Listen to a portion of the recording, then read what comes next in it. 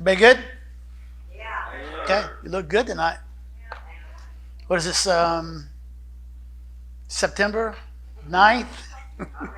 Someplace, yeah. And, it's quarter after 6, but someplace it's 5 o'clock, right? Someplace, anyway. Like to, what's that, Sandy? Illinois. All right. Everybody good? Yeah. Raise your hand if you're good. Yeah. Turn to the person next to you and say, "You look beautiful." Oh. The guys are saying, "Not happening." So if nobody's told you you're beautiful today, now you've been told, right? You've been told. And you are. Matter of fact, I think it's ladies' night. It's looking like ladies' night tonight, isn't it, sir? It is. Good for the ladies. Very good. Proud of you guys. I'm going to talk to you tonight about, it's a very simple portion of Scripture in the Bible, and I think it applies to our lives today in this weird time that we're living in. It's almost like we entered into the twilight zone, isn't it? It's just if it can happen, it's happening around us. Very strange stuff. So the question tonight I have is, which one of these are you? And we're going to talk about them a little bit. Are you the Pharisee or are you the Publican?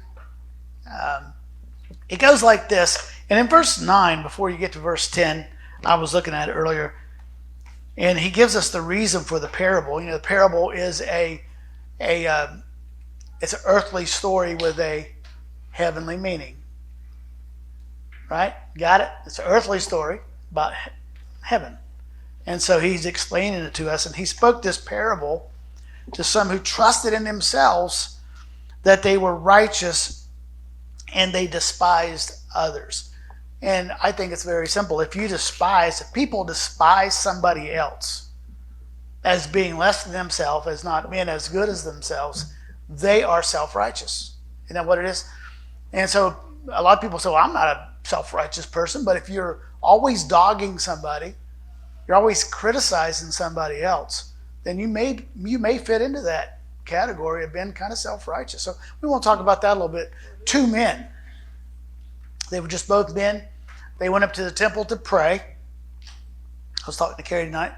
She said, "I was just wanting to come to church. I had to miss church Sunday, and I just really need to get to church tonight." And aren't you glad there's a place to go? I was watching everybody worshiping, and you were all enjoying yourselves. And there's just something about worshiping it you can't get anyplace else. And somebody said to Carrie, "Well, you could do that here at the house." Well, no. Fellowshipping is being with like-minded people. It's good to look around yourself and see that you're not the only person raising your hands. See that you're not the only person that's in the Spirit right now, that you're enjoying the presence of the Lord right now. And it's good to have that moment in your day. And we don't get that every day. And so it becomes critical to have Wednesdays, to have Sundays. And even in your NA meetings, I think there's a lot of social value in those and learning value in the NA meetings.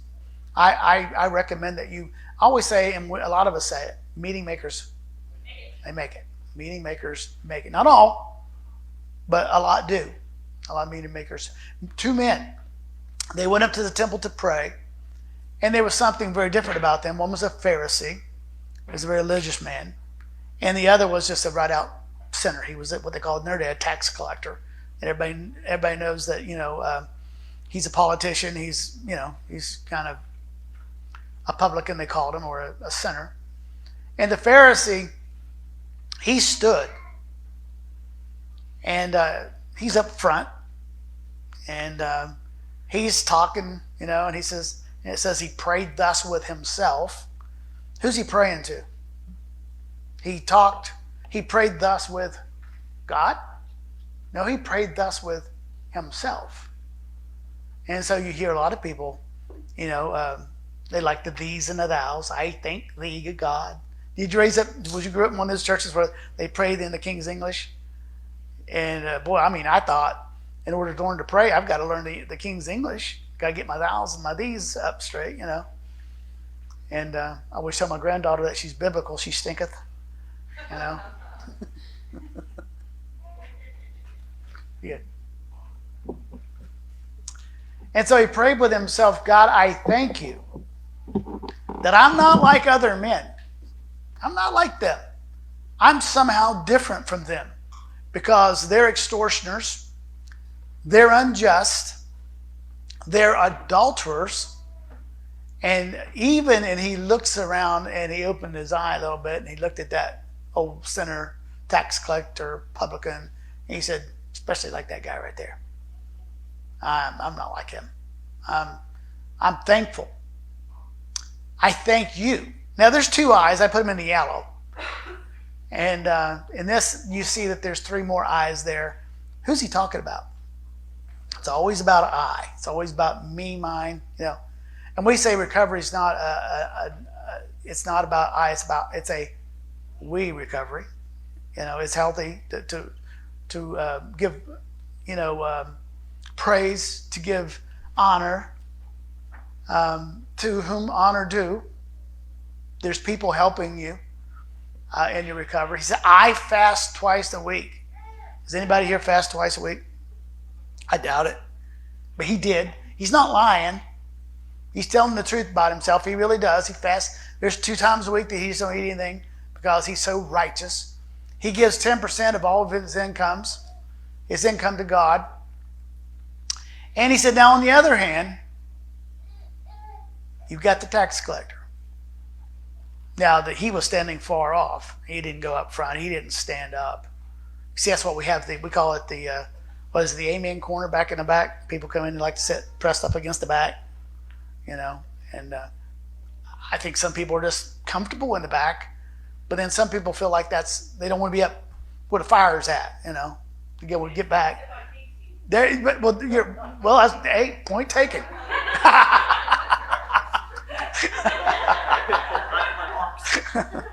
Point taken. Okay. I'll let you and Kara work that out. And so he's standing far. He's back in the back there someplace in the crowd. And he wouldn't so much as raise his eyes to heaven. Back in the day when you prayed, we pray today in this manner. We bow our head and we, close our eyes. And that's humility, isn't it? You're being humble. You're not, you're bowing to God. But back in their day, it was they looked up to say that I'm praying to God. So, but this guy, this old sinner, he was far off and he wouldn't raise his eyes to heaven. And it says, but he beat his breast and saying, God, he just fell on the ground and wouldn't look up. And on his knees, and all he said in his prayer, no eyes in his prayer, 5 eyes in the other guy's prayer, he said, be merciful to me. I'm a sinner. I don't see anything wrong with that, do you? That's real humble. It's very humble. And here's what Jesus said in his parable about these 2 guys. He says, I tell you, this man went down to his house justified. You know what the word justified means? Just as if I had never sinned. Justified. Just as if I had never sinned. Rather than the other guy. For everyone who exalts himself will be humbled. And he who humbles himself will be exalted. You know these politicians, have you watching news? Anybody watching news? Did you know this is election year to anybody? Anybody? Did you know? Anybody? Right? They just go at it. They just tear each other up. Wouldn't you like to hear a politician get up and say, I'm sorry. I did make a wrong decision. It wasn't good for the country. I tried, but I failed, and I'm sorry. I'd want to vote for him. I don't care who he is. If he just showed a little humility, say, I'm not always right. I'm just a man, just doing the best I can. I try to listen to people. I try to take people's advice once in a while anyway. And so I think that would be great, I think, as very high, political, visual people, that they would teach people by the way that they live, how that we as a country, as a people. I think maybe the riots would stop, possibly, maybe, huh? People just start hugging each other. and say, I'm sorry about burning your house down. I'm sorry about dragging you out of your car and beating you half to death. I'm sorry. It's okay. It might work. So you got the snooty, snobby, self-righteous guy. Here's the contrast. You got, who snottily looks down on others and brags about himself or herself. Anybody ever meet anybody like that? And they would not define themselves that way. You know that? Because they think they're right.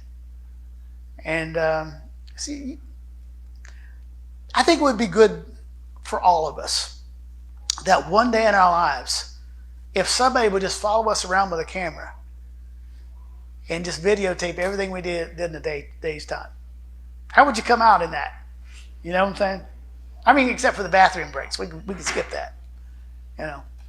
But then play it back to you and let you see how you look. Because I think the way we think we look and the way God sees us might be a little different. This Pharisee did not see himself as self-righteous. He saw himself as being right, and that he was earning his way to heaven. How could God ever keep a man like that out of heaven that fasts twice a week and gives a tenth to the church? How could God ever, in his wildest dreams, keep him out of heaven? It's interesting, isn't it? How people feel about themselves. Then we got the other guy, humble, broken, lowly, been beat up in life, I'd say. Probably made a few mistakes, probably. And he's ashamed of himself. And he didn't want to look up at God. He didn't want to get close to God. I think that's a lot of us. We're afraid to get close to God because we're afraid that God's going to reject us.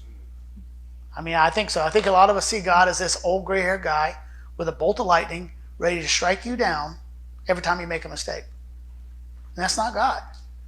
That's not God at all. If anybody's ever taught you that, they're just wrong about it. God's not like that at all. Whoso knows he's nothing and desperately needs the mercy of God. He needs God's mercy. And so even his eyes are looking down and he won't even look up. And he's one who believes, this other guy believes he's so good and righteous that he don't even need God. And I know people like that get saved.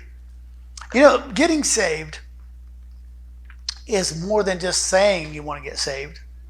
It's more than coming to the altar, which those things where you've got to do those things. You need to do those things. It's more than getting baptized. It's about living the rest of your life in a humble way. That makes sense to you? Just living a humble life for the rest of your life because you know you need God. And so here's a guy who don't believe he needs God. But the other knows that he's broken. He knows he's bad. And he's begging God for mercy. And when you look at the storyteller, being Jesus, telling this parable, whom does he say is the right one is the question here. Which one are we tonight? And that's going to be my point tonight. Where do you fit in this category? I'm sure there's nobody in this room,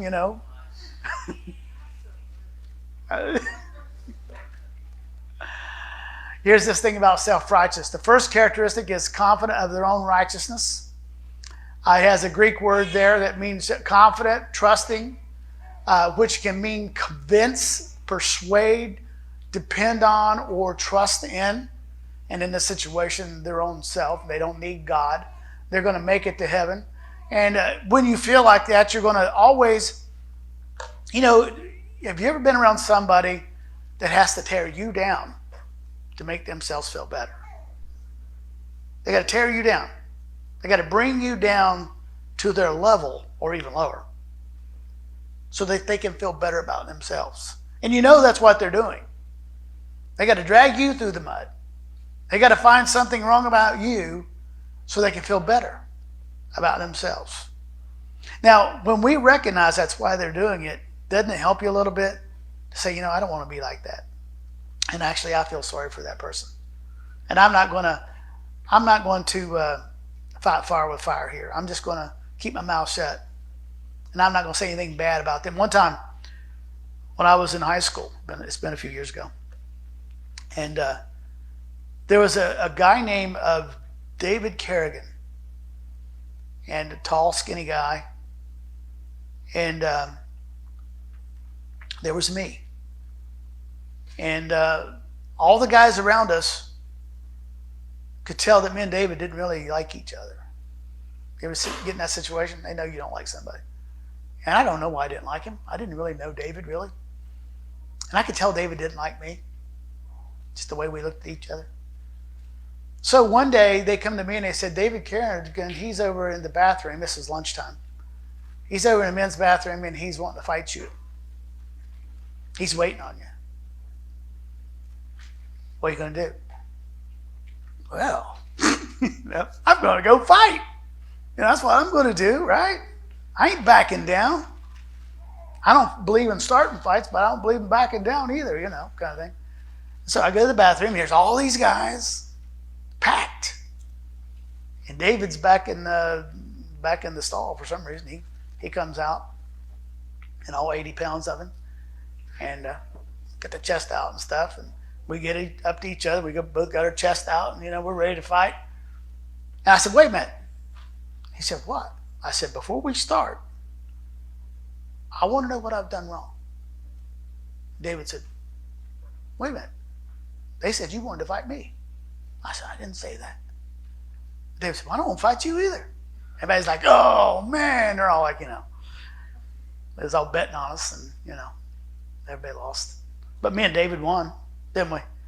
We would become friends. And I remember that story all these years later, and I remember him simply because we did the right thing at that moment. We didn't let people drag us into something that neither one of us wanted to do. And so be a little bit humble once in a while. And if somebody's got something against you, just go to them and say, wait, what's the problem? I don't have a problem with you. Do you have a problem with me? And get it over with. It's very easy to look down on those who don't behave the way we do. Right? They're not like me. And do you ever have a friend that's not like you? Because they're your best friend.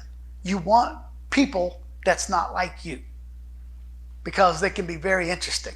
You can learn things from people that's not just like you. When I started to work many years ago as a young man, I got put in with a bunch of old men. And I always thought, I don't like old men. I don't like being around these old guys. Always bragging about, their day and all that stuff. But it wasn't but a few months. They were my best friends. Me hanging out with these old men. And I still remember them. Yeah, but he was different from me. Age-wise and a lot of ways. But, opposites do attract a little bit. You can be friends with younger people or older people. It doesn't matter. They can be different from us. These two men were as different as day and night. And so it means to show by one's attitude or manner of treatment that an entity has no merit or worth. You actually have disdain for them. You got in the drug world, you got people that smoke marijuana that think heroin users are the devil. But then you got meth users that thinks the heroin people are the devil. Or vice versa. You know what I'm saying? I might drink a little bit, but I don't smoke that crazy stuff. Right? Everybody thinks that for some reason they're just a little better than somebody else. And it's easy to do if you're comparing yourself with other people around you. It's easy to feel self-righteous because everybody's got problems. But man, you put Jesus Christ in a room and then you compare yourself to Jesus Christ, ain't none of you going to make it. See how it goes? A real standard of righteousness, not righteousness that you find around you. But who do self-righteous people look down on? Here's some people. Teenagers with body piercings and the gothic clothing isn't in anymore, is it? If you're wearing it, it's because you still have it in your closet. You got the black stuff. Yeah. Is it bad? I don't think it's bad. I think it's okay.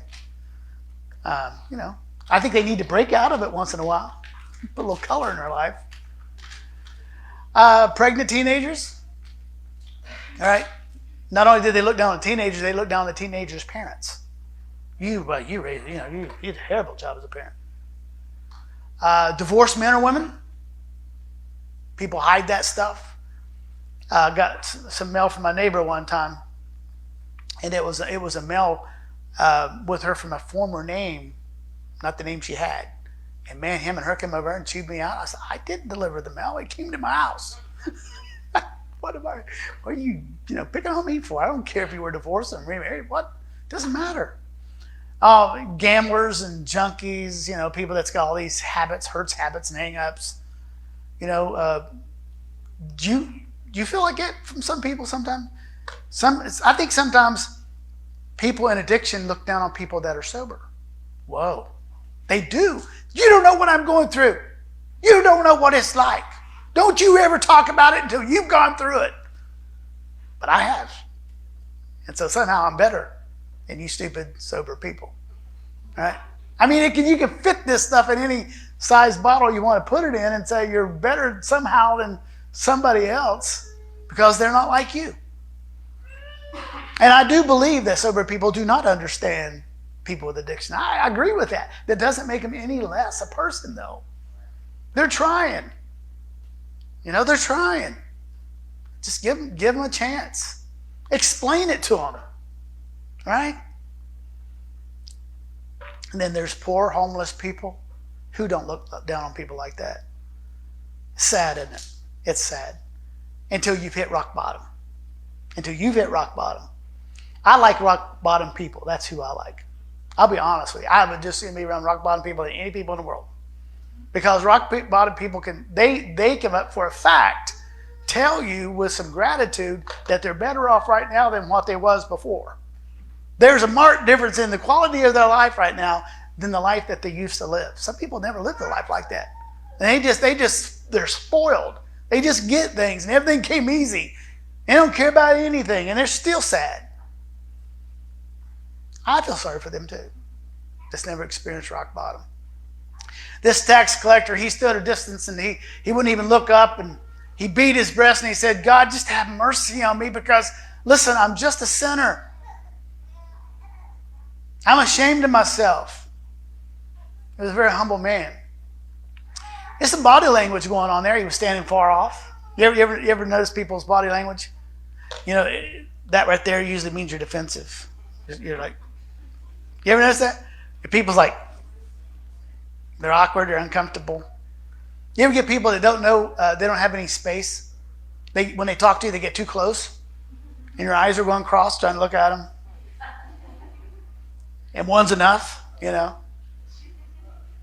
you keep backing up a step and they keep coming forward.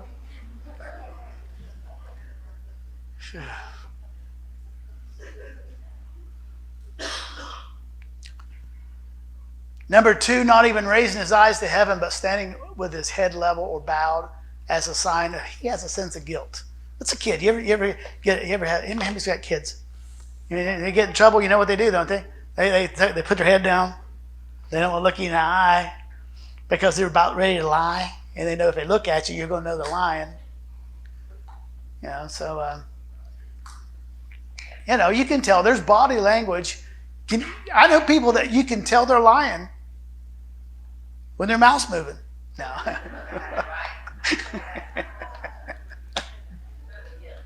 I mean, you can tell because they fidget or they won't look at you.